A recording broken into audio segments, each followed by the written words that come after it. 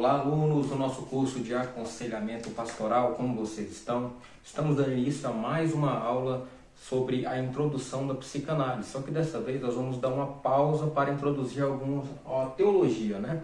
Que é onde a gente vai conseguir tirar algumas dúvidas e conseguir complementar algumas informações que foi falada na aula anterior. Não sei se vocês se recordam, em alguns momentos eu citei que para compreendermos o conjunto de ideias de Freud, né, lembrando que Freud era um cientista, era um médico, né, não, as suas pesquisas, as suas ideias, né, não se baseavam na religião, nem menos na filosofia, tá? O que acontece? A nossa metodologia ela é aplicada dentro da psicanálise, só que dentro do modelo cristão, entendeu? Então a gente utiliza os recursos bíblicos que para nós faz mais sentido e são mais esclarecedores. Os nossos métodos são comprovados, né? Tanto dentro de um conceito de terapia, de acompanhamento, quanto dentro do conceito de mudança de vida, né? Todos que é alcançado pelo Evangelho hoje sofrem uma transformação de vida, não é verdade?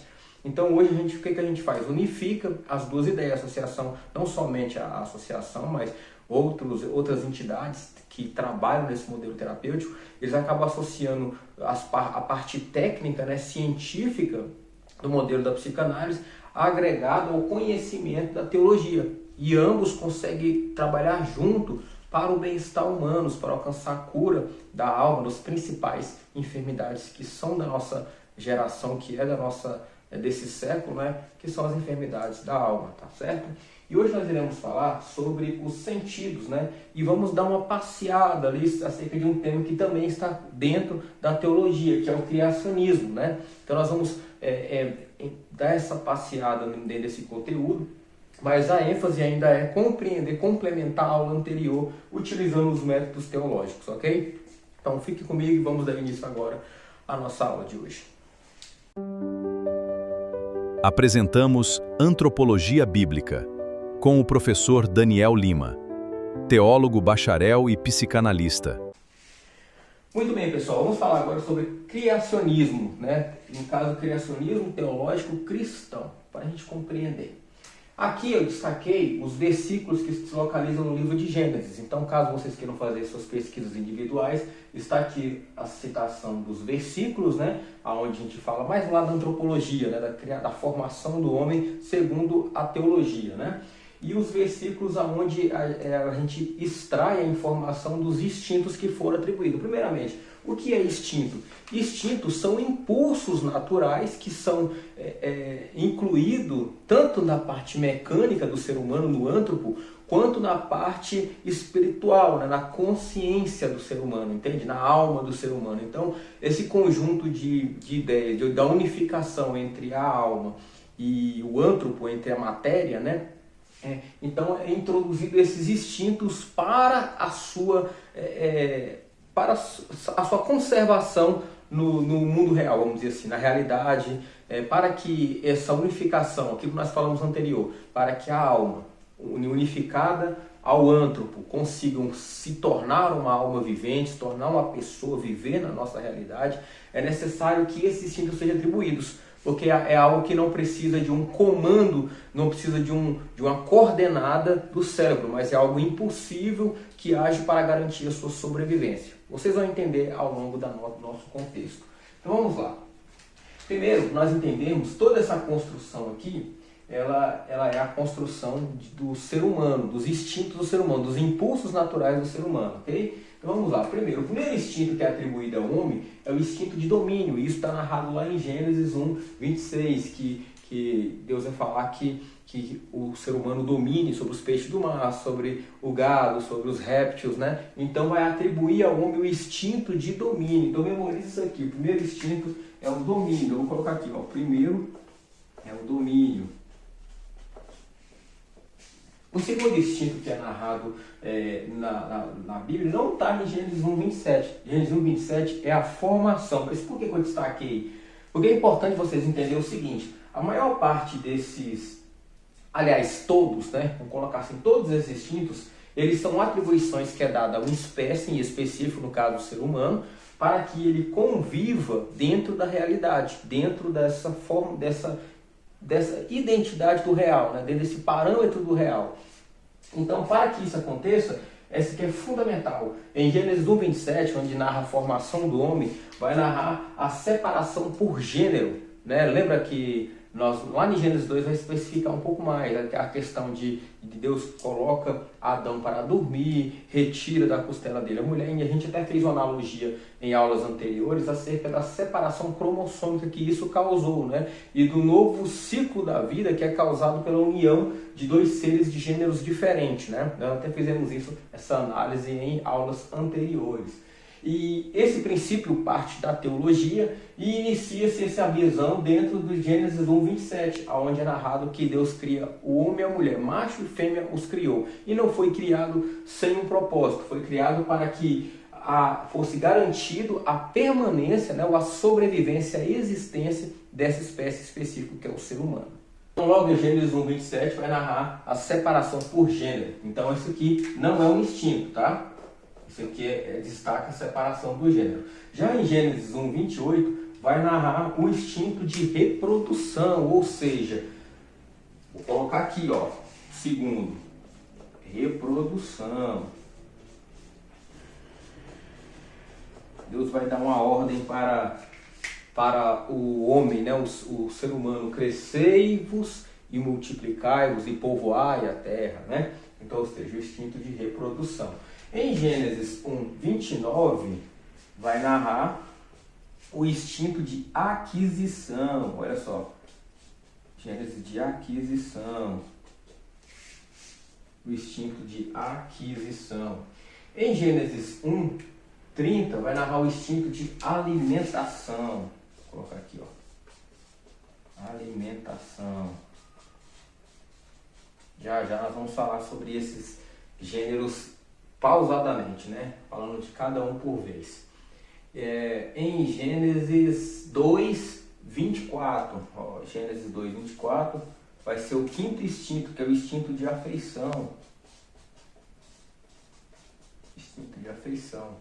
E Gênesis 3, do 8 ao 10, vai falar do instinto de comunhão. Do instinto de comunhão. Perceba uma observação. Deus, ele cria o Altíssimo, ele cria o universo em 6 dias e no 7º ele encerra, né, o seu trabalho. E a gente percebe que esses traços de padrão, esse padrão na criação de Deus, como se fosse uma autentificação do seu trabalho, né, é vista em tudo que a gente observar, inclusive nos instintos que são atribuídos ao homem. Olha, veja bem, foram 6 instintos. Os instintos são atribuídos, fazem uma alusão, né, referente ao tempo que Deus levou para fazer toda a criação, beleza? Então é isso aqui, pessoal. Os versículos e os instintos que foram sendo atribuídos por meio de cada instinto. Nós vamos falar agora particularmente de cada um deles, ok?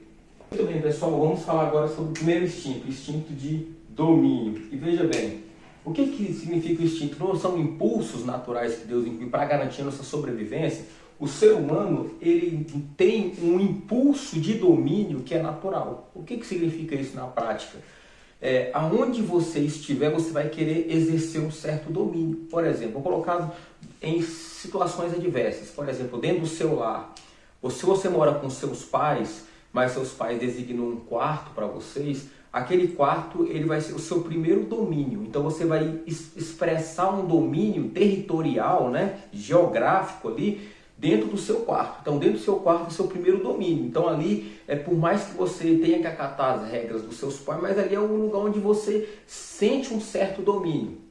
Já os seus pais, olhando por essa analogia, seus pais eles vão querer exercer um domínio dentro da casa. Inclusive, até um dos pontos que é trabalhado dentro da terapia, que é a questão adversa a esse domínio que é exercido dentro do lar. Você percebe que existem muitos conflitos, principalmente quando o casal eles tem um trabalho mais flexível ou ambos trabalham home office, né? Que eles ficam mais tempo em casa. Então, existe muito choque, muito desentendimento, né?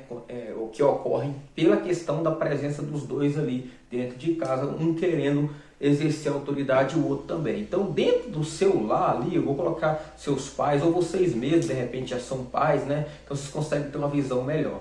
Então, ali dentro do seu lar, você vai querer exercer um domínio, correto? Os pais exercem o domínio sobre a casa. Entretanto, quando o pai sai de casa, ele vai para uma sociedade. Dentro da sociedade, ela é regida por regras, por leis, por organizações. Ela chega no seu trabalho. No seu trabalho tem o encarregado que exerce um domínio sobre o setor, entretanto, acima dele tem um supervisor que gera um domínio sobre um espaço maior, e acima dele por aí vai. Então, ou seja, todo ser humano tem uma necessidade de exercer um domínio, e esse domínio ele se expande em todas as categorias. Por exemplo, de repente você não quer ocupar quer exercer um domínio no seu trabalho, né? Mas você quer exercer um domínio sobre um ofício, sobre uma atividade, sobre uma profissão. Então o fato de você querer exercer um domínio sobre algo é esse instinto, é esse impulso que te move, né? Não existe aquele que diz que eu não quero dominar nada, não quero ter o controle de nada. Não existe, porque isso é um impulso natural que nos move a querer dominar, seja do pequeno ao grande. Em algum momento, alguma área, alguma especificação da sua vida você vai querer dominar. A gente percebe isso sendo ressaltado com bastante frequência em diálogos acadêmicos ou muitas das vezes em conflito de ideias. Por exemplo, dentro do meu conhecimento eu exerço um domínio, né? Mas você tem um conhecimento que você exerce um domínio. Se nós formos conversar, eu sempre vou querer trazer você para o meu campo de domínio e você sempre vai querer me puxar para o seu campo de domínio para que para que saiamos bem-sucedidos no diálogo, entende? Então esse domínio ele é exercido socialmente a todo momento. De repente você trabalha com o seu patrão, mas o seu patrão ele domina o administrativo, mas você domina o operacional. Então vai chegar um momento que ele vai querer exercer o domínio dele sobre você, mas numa área onde você domina e você vai se impor. Tá dando para pegar uma noção mais ou menos? Ou vice-versa. Você vai querer impor um domínio sobre a área administrativa, porém você não domina. E aí é onde ele vai se impor. Por quê? Porque é uma área que ele domina. Então nós seres humanos buscamos validação dentro do domínio. Isso faz parte do instinto do ser humano. Então, tanto homem, quanto mulher, quanto criança, quanto adulto, quanto velho, né? Todos nós vamos querer exercer um tipo de domínio, porque isso é um impulso natural partindo de nós mesmos, ok? Instinto 2, reprodução. Bom, pessoal, para falar desse instinto, ele é bastante óbvio, né? Na Bíblia vai dizer: crescei-vos e multiplicai-vos, povoai a terra. Então, é algo que para existir, primeiramente é necessário existir dois seres da mesma espécie de gêneros diferentes, né? No caso do ser humano, tem que existir o macho e a fêmea, o homem e uma mulher, para que existam, para que no ato da reprodução, né, aconteça, gere vida. Na verdade, é necessário ter, além dos fatores fisiológicos e genéticos que podem causar algumas adversidades nesse âmbito, mas a funcionalidade natural da vida é o que? O homem e a mulher se unem e ambos geram filhos, né? E dão sequência à reprodução. A reprodução ela é qualificada em dois sentidos. Por se tratar do impulso natural, né? Que te impulsiona. Como fala impulso, o nome mesmo já sugere, né? É uma força que é aplicada em você, mesmo que você não tenha um controle, vamos dizer, você não consegue ter um controle. Você tenta minimizar os danos que aquilo pode causar, então, mas você não consegue controlar que esse impulso venha, né? Então o impulso de reprodução, assim como qualquer outro impulso, né? Ele que partindo dos sentidos, dos instintos, né? Ele é algo que você não consegue exercer um controle de ativação dele. Você consegue controlar os impactos que ele pode causar. Tipo, você não pode impedir a ação, mas você consegue impedir a reação. Entende? É como se você conseguisse impedir que uma ação desencadeasse uma reação diferente. Mais ou menos, como é que eu posso explicar? É algo que você não consegue controlar. São impulsos naturais. A palavra impulso já traz uma conotação bastante relevante para compreendermos a força desse impulso sobre nós. A reprodução ela tem um impacto bastante positivo ou negativo. A parte positiva é que, por meio dela, garante a sobrevivência da nossa espécie e a multiplicação dela. Então é algo bom, é algo que vem para manter a espécie. Algo ruim é quando nós pegamos esse instinto que é algo bom e transformamos ele em algo para gerar apenas o prazer momentâneo. Então ele deixa de cumprir o seu primeiro, a sua primeira diretriz, né, que é justamente o ato de reproduzir, e passa a ser algo para o benefício próprio. Nós vamos falar disso logo mais. Por enquanto eu quero só destacar esses pontos, tá bom? Vamos para o próximo instinto então.